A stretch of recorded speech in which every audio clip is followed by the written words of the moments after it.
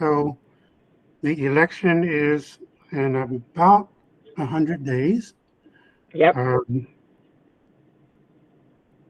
There is this moment is so big, right? I want to take a moment to kind of step back and lift up and remind people, and maybe even inform people, because some people may not know this. Um, you know, I'm an old guy. When I was growing up, there was a class that was required in 8th grade.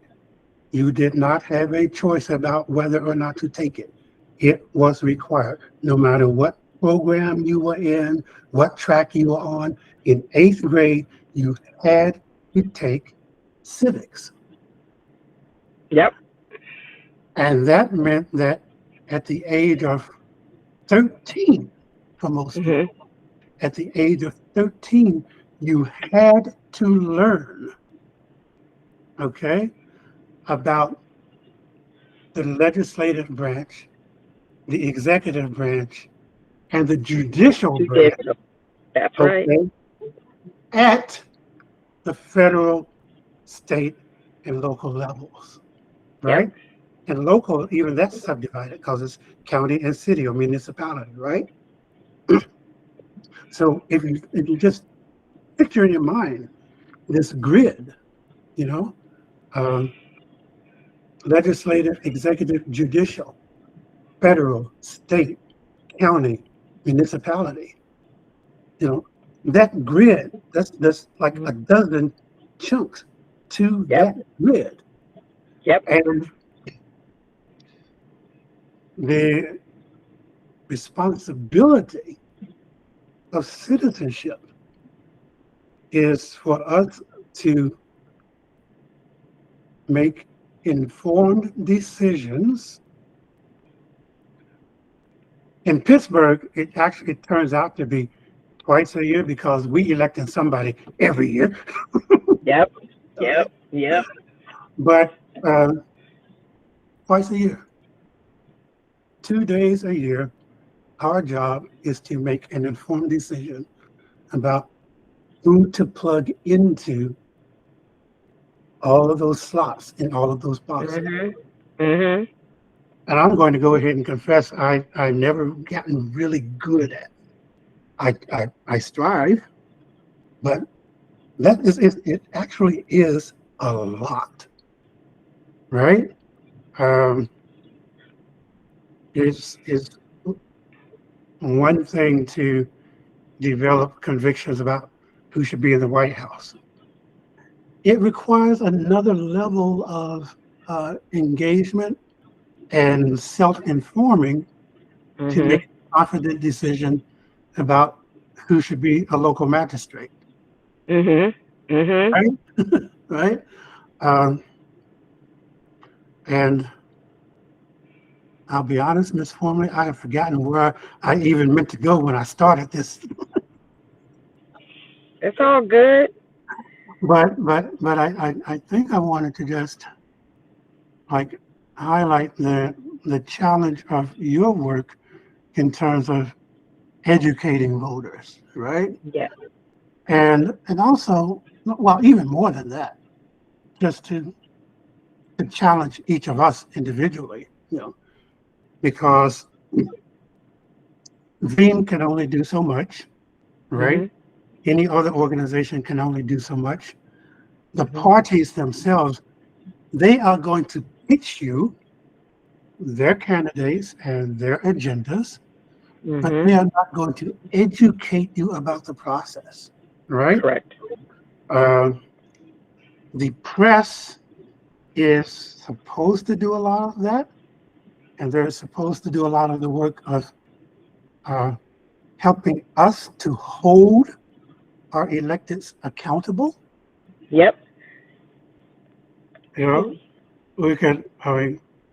we would need a whole separate episode to talk about how well the press is or isn't doing their job. Okay, Right.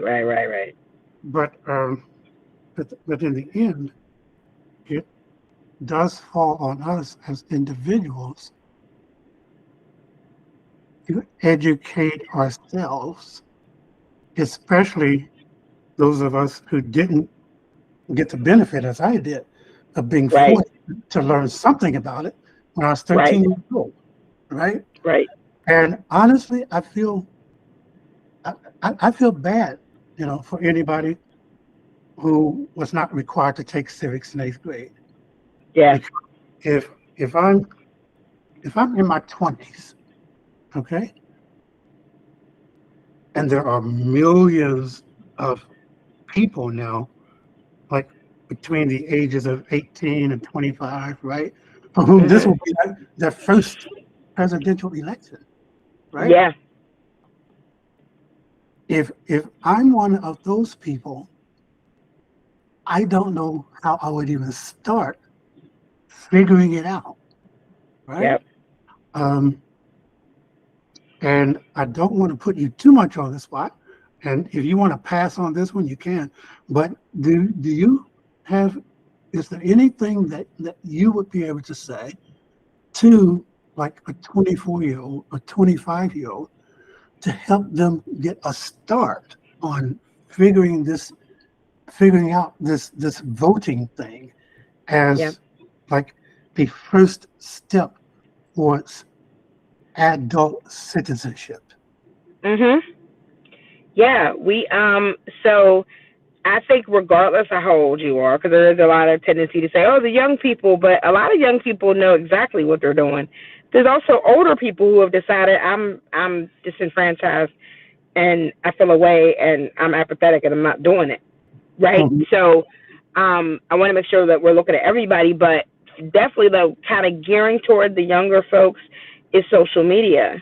And so VEEM social media is chock full of, and that's my reminder that I need to start scheduling posts to get these voter vocabs back up, because we did that series back by the primary.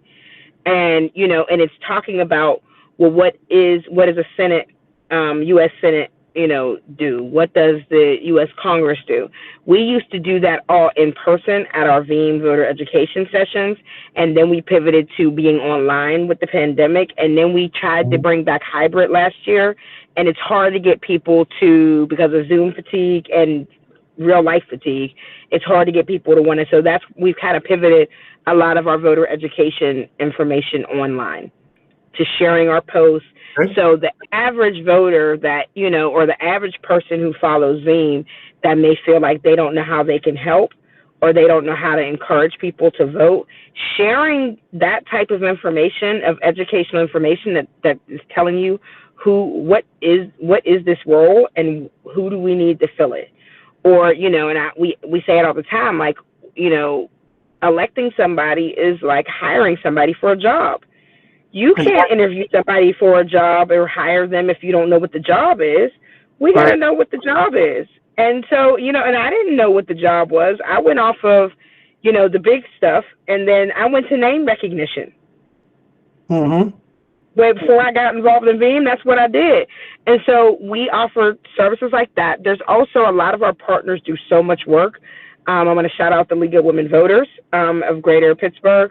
They maintain a website called vote411.org, and they actually get in touch with every single candidate and they send them a questionnaire. Now, every candidate doesn't always respond, but the candidates that do, they have their responses right there on the screen in vote411.org, and it lets you do like a little sample ballot and lets you read through the responses of the potential candidates. And so last in the primary was pretty crowded with a lot of people running, especially at the state Congress level for the state Senate and the state House. And so it was really nice to be able to see, like, there's 4 people. And we also have state officers like PA Treasurer, PA Auditor General, PA Attorney General, right? All of those things are on our ballot. And there was a lot of people running at the primaries. And so trying to narrow down which Democrat or which Republican is the one that I align most with. Those type of things are really helpful. Those type of resources are really helpful. And the other thing that I recommend people do, and it does take a little bit of work, but you could follow all these candidates online, and you can ask them, what do you stand for?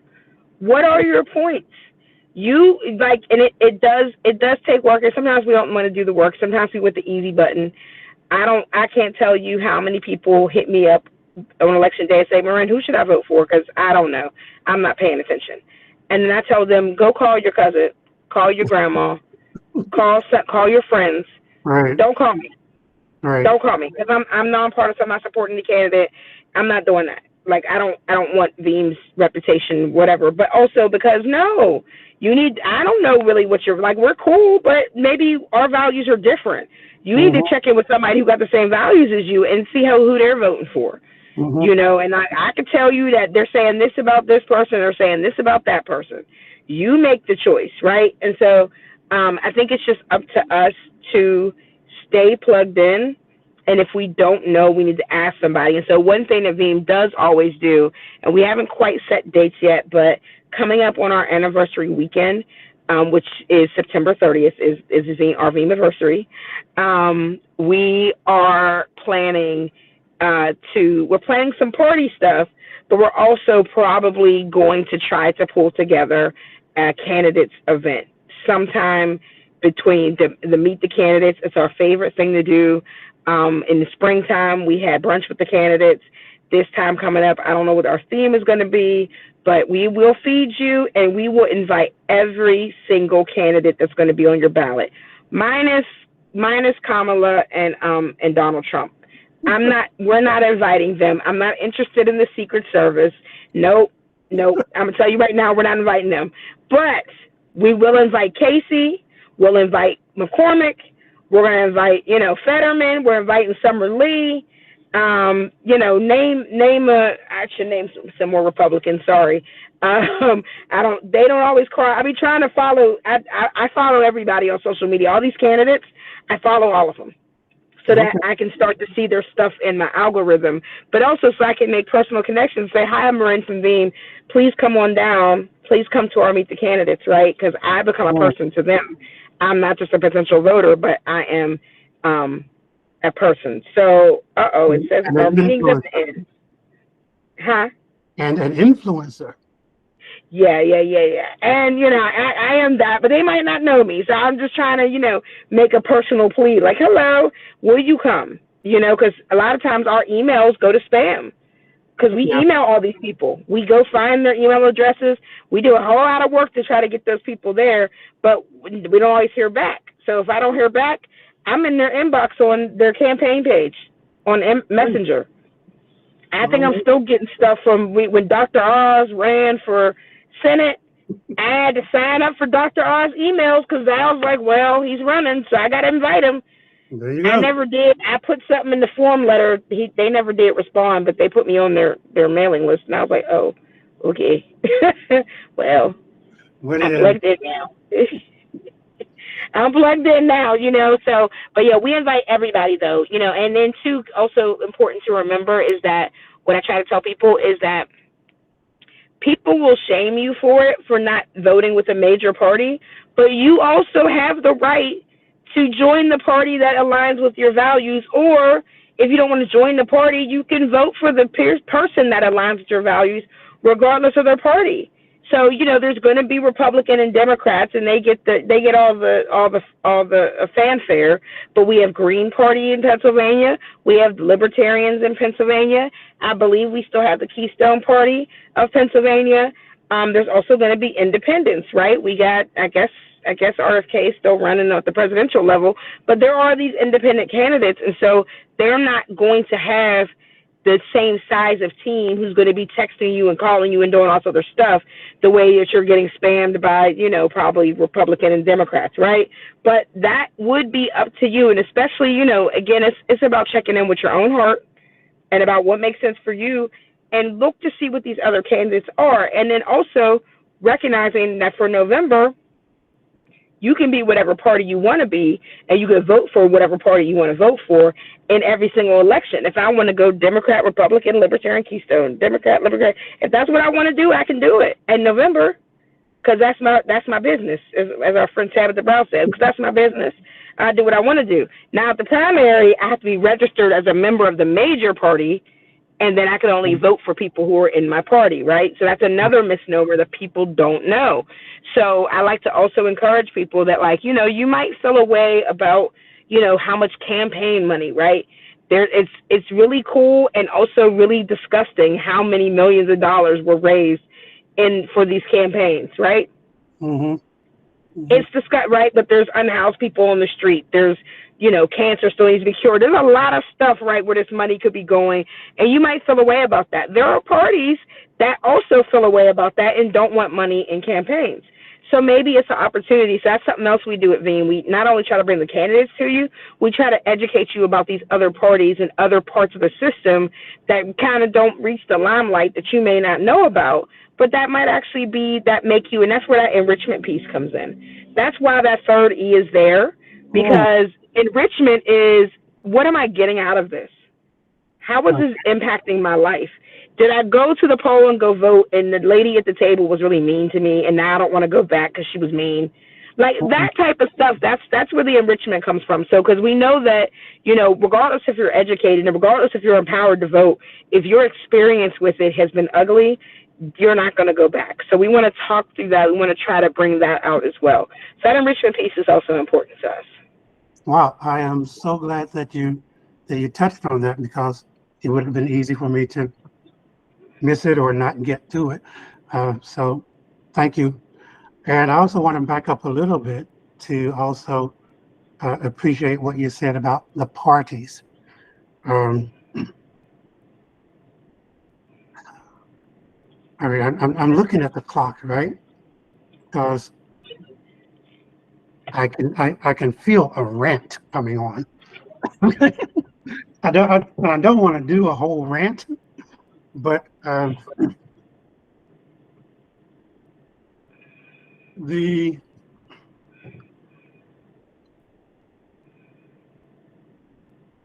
the way that our Constitution lays out our electoral process. Mm-hmm. The first point I'll make is that it's different from the way it works in other countries. Yep. Right? The term democracy is a pretty broad kind of term. Mm-hmm. And it's broad enough so that we need to realize there are different kinds of democracies. Yep. Right? And some people will even argue using that word at all, say, we're a representative republic. Yeah, okay. But you go to Europe, you go to Britain or France, and you'll see a parliamentary, right, democracy, where in any given election, you might have candidates from half a dozen different parties who all have an equal shot. Yep. Right? Yep. Yep. The way that our Constitution set things up, it doesn't require, but it creates by default a two-party system. Yep. Right? Yep. And so what we wind up is experiencing is this two-party system. And over the years, right, a lot of people have expressed or experienced a lot of discontent. Yep. With how the parties operate practically, right? Yep. The stuff they actually do, but also in some cases, discontent and disagreement with the party's actual philosophies, right? Yep. Yep. So in America, we have grown a whole bunch of what are called third parties, right? And you mentioned a couple, like, okay, Green Party, Libertarian Party, Socialist Party.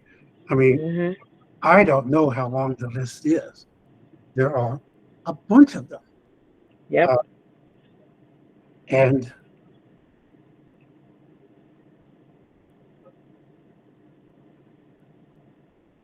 the political discourse in our country revolves around the two parties so much that, as you mentioned, some people, a lot of people, try to shame folks for voting third party, right? Yep. And I'll speak from my own experience in the particular circles in which I tend to move. People blamed third party voters Yep. for Donald Trump's victory in 2016. Mm-hmm. Because, in fact, number one, the Electoral College elected Donald Trump. Okay? Right. That's just the plain fact. He lost the popular vote by about 3 million votes. Yep. Right? But number two, that Electoral College victory happened because of his victory in specific states, actually, right? Yep. It's like Yep. Wisconsin, Ohio. Yeah, maybe Michigan and then thinking Pennsylvania, something like that. Yeah, like a handful of states. And the thing is, he secured those Electoral College votes in those states by really thin margins. Small right? margins. Yep. And so a lot of people for 8 years have been piling on third-party voters. Right. Saying, you lost us the 2016 election. Now, number one, I think that's BS. Yep. Because you add together all of the third-party voters, and I don't remember now even what the number was, but I do know this: something like 100 million people did not vote at all. Exactly. Okay. That's exactly it. It's those registered voters who were like, I'm not dealing with this at all. Okay. That is the population. That's exactly the population, and that's who it is really every time. That group of people has the most power, and they just won't. They don't realize it, I guess. They don't realize that what their collective power could do and how it could overturn things, you know? But yeah, it's definitely not third party. And I would say that for me, I believe that competition brings everybody up. Mm-hmm. And so that competition, so Republicans, get on your game and go recruit. Democrats, get on your game and go recruit. Yeah. Or you wouldn't have to deal with this. And yeah, I'm getting stuck. This is not supposed to happen when you're hosting the podcast. You're supposed to be fluid at all times. But it actually makes me angry when those folks try to shame and blame third-party voters, because number one,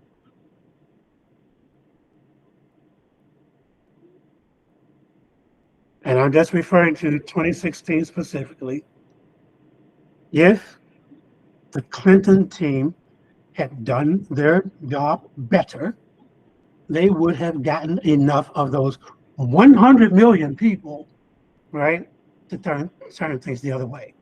So that's number one. But number two, going back to your original point about parties and how to make your decisions as a voter, even if you aren't as well informed as you would like to be, follow your heart with what you do know. Yep.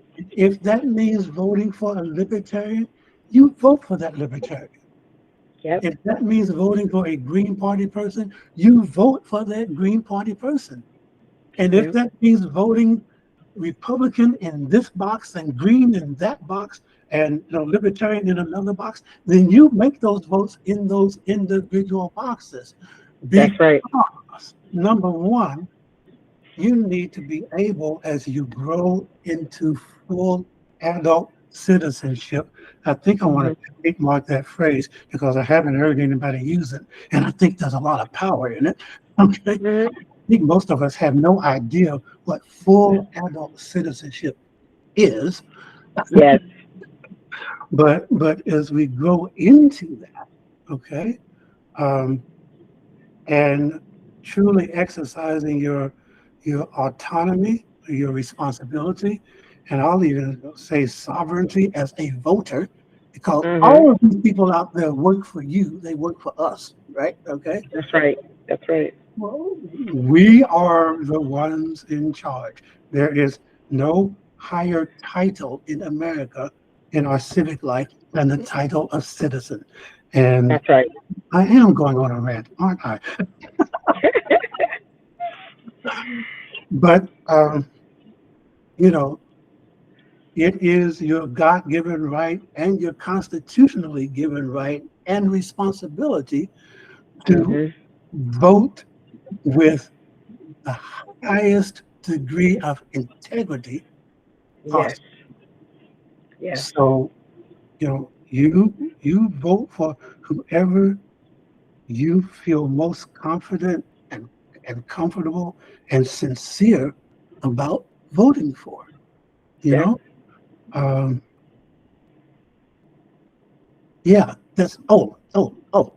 and I'm pretty sure this would be the last piece of my rant.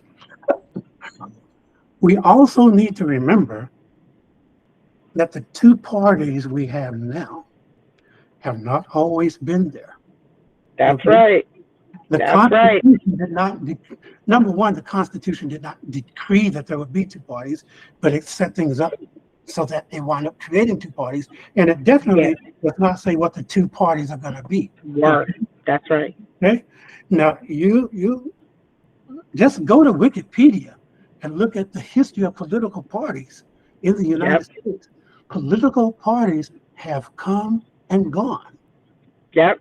And here's the thing. If you are like massively dissatisfied with both parties, okay, you might need to, number one, you can just go ahead and vote for the party that most strongly reflects your own beliefs.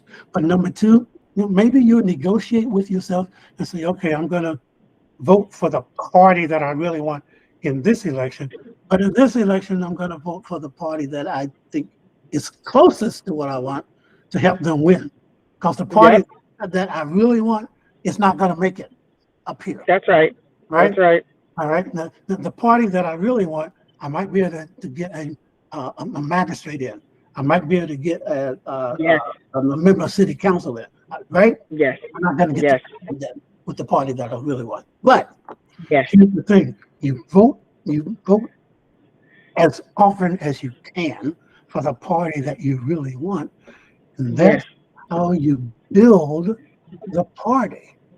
Exactly, because those votes matter. Do that for a decade or two, and your party might become one of the two major parties. That's right. Because neither Republican nor Democrat have to be here forever. That's right. Okay. So, that's right. Yeah. Yep. You got it. And honestly, the way things have been shook up the last 10 days, okay. Might be a brand new popular party tomorrow. We don't know. We don't know what's going on. I mean, we could have a whole significant turnout by 2028, right? Yep. Yep. So, that's yeah. Rant over. I invite you to respond if you would like.